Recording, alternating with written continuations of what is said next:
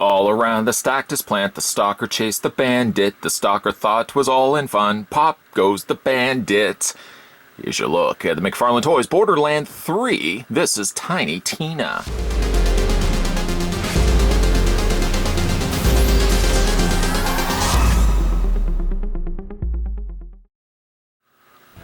Tina and her parents were sold to Hyperion to become the test subjects for Jack's slag mutation experiments, an event which led to the deaths of her parents. She escaped their fate using a grenade that she had hidden in her dress at her mother's insistence, and once she was free of Hyperion's reach, she vowed revenge on the man that sold her family, Fleshstick.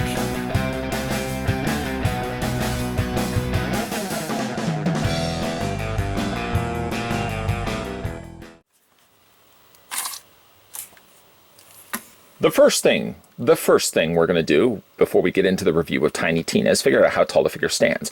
Now, it's entirely up to you how you want to swing this.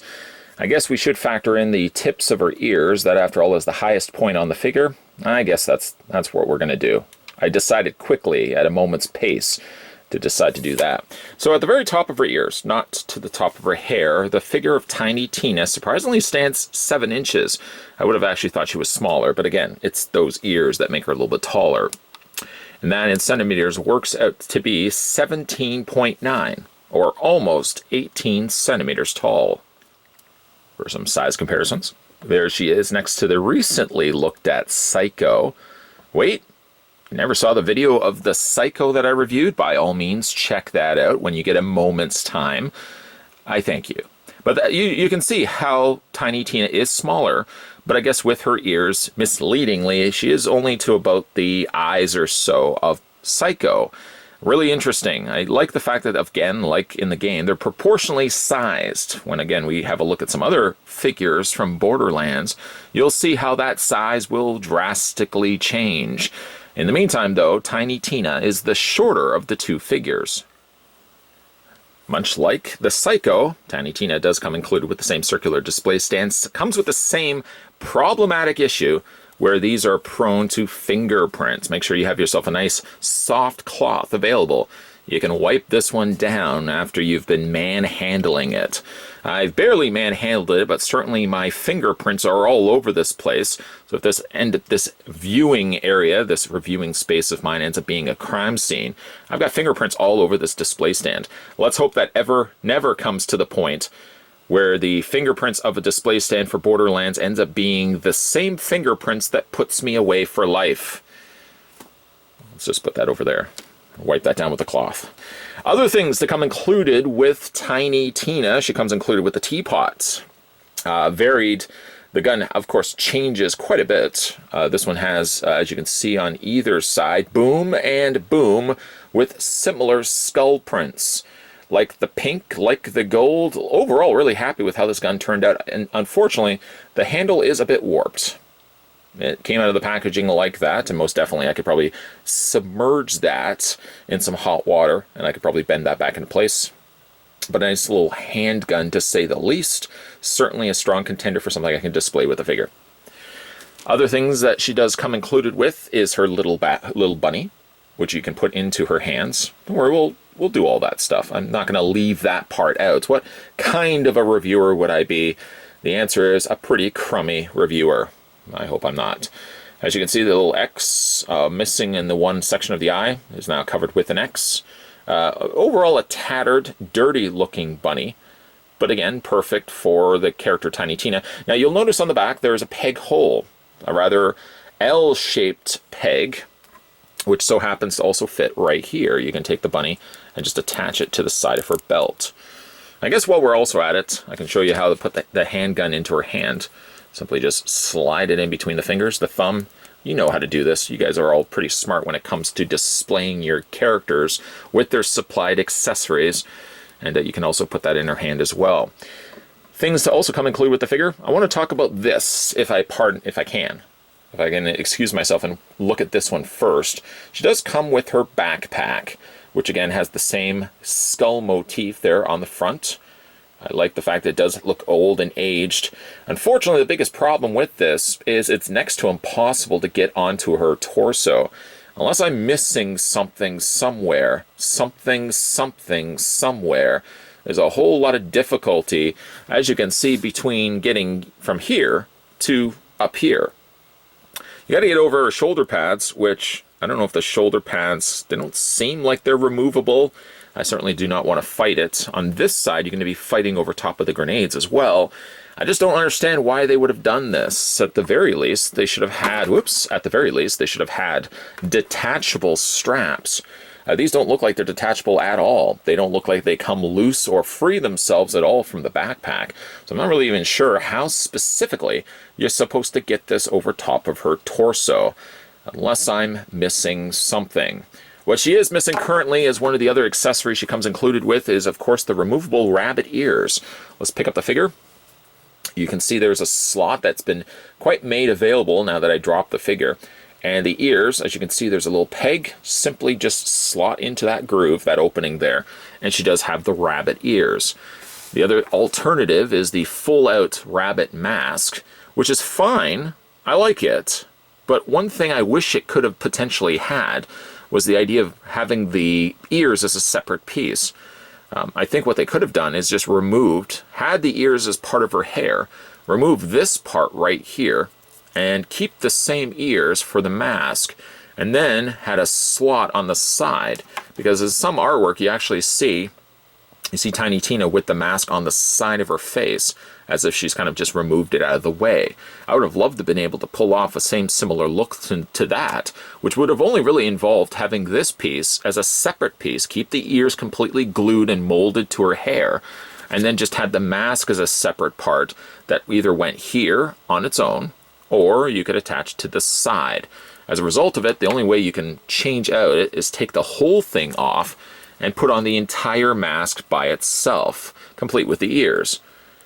I personally would never even find myself uttering the words, I wonder what Tiny Tina looks like without the ears. I don't see myself ever doing that.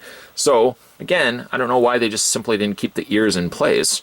Keep the exact same ears, even though they are a little bit different from one another. And then just had the mask as the only thing that moves off the figure. Same thing with the top visor here. It could have been the only thing that removed off of the figure. Needless to say, that's what Tiny Tina looks like, complete with the bunny mask on her face. Again, it doesn't look bad, but I kind of wish that she could have had the option to move it over here. Yes. Needless to say, we're going to go ahead and take that off. Just a quick, close look, because I try my best, the due diligence of providing you guys as close details as I possibly can. And that's what the mask looks like. Flip it around. That's what the grooves look like. Essentially, you're just kind of fitting it over her face. In a very eerie way, you can actually make out the indentation for her nose and the impressions in which her lips have left behind. And that kind of fits over top of her face. I haven't had any issues yet where the paint has started to remove. But of course, if you continue to put this on, put it off, put this on, take it off, put this on, take it off, and so on and so forth, I don't know if you might potentially start rubbing off the paint on poor Tina's face. We're going to go ahead and just take Teapot off of her hand here. And I might even just take Bunny off too, because I feel the need for speed, and I certainly feel as if the rabbit is going to fall off at some point. Let's replace the ears. She seems very vacant without her ears. Just plug those back into place. Let's move the display stand out of the way. We certainly don't want to draw too much attention away from an overall decent sculpt. Like, I really liked Psycho. Tiny Tina, I like, but there's something I find missing about her face. And I think around Borderlands 3, I'm going to ballpark it and say she was about 19. She does certainly seem to have an older face than that. And I don't know if it's simply just the paint that they've put around the eyebrows and around the sockets of the eyes. That really does make the face look and seem a whole lot older than what the face should actually look. The paint is actually really quite good, down to the fact that they even put the little paw prints on her cheek, and they've even put the little bit of pink on her nose. But it does seem like her face does at least come across, for me at least, as to be a little bit too old for my liking.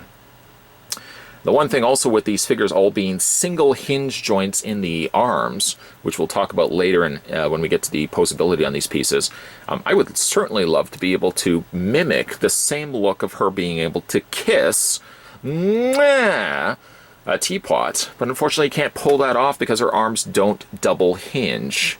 And that's such a shame because I can't move the arm further up than that. I would have actually kind of preferred a bit of a more of a kissy face on Tina rather than this almost blank expression. Don't get me wrong, again, the head sculpt is pretty good and the paint is really quite good on this piece as well, but there's something about the face that I just doesn't feel as playful as I would certainly want for a character like Tina. As for the rest of her outfit, she does have quite a lot going on, really, when you look at it. She's got like the armor-plated torso here, and she's got the big spiked shoulder pad. Really a whole, like I said, there's a whole lot going on here. You can see the clock there on her wrist, the full armored up belt spinning around, and on the back you've got a little pouch that says boom, and you've got a stick of dynamite with a nice little detail. Not sure if you can pick it up or not, but there's a bunny on the face of the clock. I like that. Again, a lot of pouches. She's got the alternating colors of shells on her arms, and really overall happy with the paint on the piece. It has the same sort of color scheme that you would expect to find for a lot of the Borderlands comic or character designs, which really does have all the panel lining. This one doesn't have as much the panel lining I've noticed as Psycho, but still I'm really happy with how this one turned out. This one feels a little on the more muddier side. And I guess Psycho in that same instance had a bit of a muddiness to his paint applications, but I think her face could have just been a little bit more warmer, have a lot more color, I think, to her face. I'm happy with it, but I feel like the face is missing just a little bit. Just a little bit. Spin the figure around so you can see a whole look at the back. She's got sporting her knee pads, little taped off sections on her shorts, and then of course she's got her alternating shoes. The one with the pink, with the white laces, and the front section done on all white, and she's got the little guard on front of her shin. And then she also has this really neat shoe. I wonder if anyone would ever design shoes like this. I understand that Tina wears them, but those are really neat looking shoes with little wings sticking out and the rainbows going down the sides. Pretty cool looking shoes, I have to admit. Like Psycho, Tina does have a peg hole in the underside of her foot, most definitely making use of that supply display stand, the one that had my DNA, well, not my DNA, my fingerprints certainly all over it. You can put that figure right on the stand. You don't have to necessarily make that sound, and you have a great way to display the figure. Okay, so let's talk her posability. Her head does rotate back and forth. It's on a good generous ball joint, so you can move that all the way around. Sometimes though, when you are moving the head, I can even kind of see it rattling while I was doing this. This peg doesn't really stay in as well as I would hope. It does result in having this frequently off. You can push it in as far as you think you can get it, but again, when you start moving the head, if you clip it in any which way, those ears do seem very prone to falling off frequently. Her shoulders hinge outward, now very restricted, I have to admit. Even like this one with the larger, almost tortoise shell shoulder pad, you can only really get about an 80, about a 70 or so degree angle from it. You can move the arms forward and back. She doesn't have a swivel or anything in the bicep. You can swivel her arms, and she has a very, very small, I mean, look how small that hinge joint is. That's as much clearance as you're going to get from it.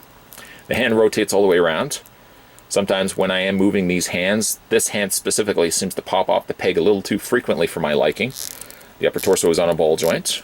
It doesn't seem like she has a waist swivel. If there is one, I haven't been able to free it up. It seems possibly, most possibly, that she only has the ball joint on the torso. Legs split out. You can go forward and back on the legs. They're a bit tight on this figure, but again, I'm perfectly fine with tight joints rather than loose joints. She has a bend at the knee, which also allows the legs to rotate forward and back. And then she has a ball joint happening in the actual shoes, so you can hinge them back and forth, up and down, and you can rotate them all the way around. Tina is a decent figure. I like this one. I like this one a lot. I don't maybe like it as much as I think I potentially could have liked it if I close my eyes and think real hard as to how the figure could turn out. Even the package artwork depicts a real more playful Tina, which I feel doesn't get conveyed here as well in the figure. The face sculpt is good, but I feel like it comes across a little too old, older than Tina actually is in Borderlands 3. Our kingdom for double-hinged elbows. That's what the villagers are crying out. Or at least, this villager. I would love the fact that Tiny Tina could have actually possessed double-hinged elbows, so you could pull off the look that I've decided in Final Looks to display as the back of the box. I really like that Tina. I would love to have her actually being able to kiss a teapot with her lips, kind of like they're depicting here in a more playful way. Unfortunately, with single hinged elbows, it ain't gonna cut it, Jack. You're only gonna be able to get the arms to bend at a 90-degree angle, like I've currently got here in Final Looks. The figure is good. The figure has a lot of details. The figure has a lot of stuff going on for it, but what I feel the figure doesn't have is that extra little bit of oomph. I don't know if it boils down to the face. I feel like maybe if they had added a little bit more rosier colors, kind of depicted here on the back artwork of the box, I think we could have had an actual good figure. Don't get me wrong, the figure is good, but I think it's just missing something. Tina's face, like I said, does look a little bit older than what it should, especially for the age of what she should be in Borderlands 3. Overall, I'm happy with the figure. I would put it down as very good if it had a report card. It doesn't need improvement in the sense that the figure does have all the elements for Tiny Tina, but it's just very good. It's not excellent. Maybe, I'm sure it will still pass the grade, but it's only very good. Disagree? Love to read your comments down below. What do you guys think of the Borderlands 3 Tiny Tina? Personally, I think the face is good, but I think it's just a little too old. Maybe a little bit of extra red, a little bit of more blush, I don't know. I'm not good when it comes to makeup, sorry. But let me know what you guys think down below in the comment section of Tiny Tina, and if you've managed to pick up this one for yourself, Tiny Tina as well as the rest of the Borderland figures from the folks over at McFarlane Toys should be available right now in comic book stores, and some specialty stores as well. If you are new to this channel or a longtime viewer, maybe you never got around to it, that's okay. Hit that subscribe button down below and swing on over to the homepage, see if there's any videos you may have missed. Maybe you missed the review of Psycho. That's okay. You can check it out, along with a whole bunch of other videos that you may have missed along the way, and keep your peepers peeled, because we're going to be having some more Borderland reviews coming up in future reviews. As always, thanks for watching, and I'll see you guys next time.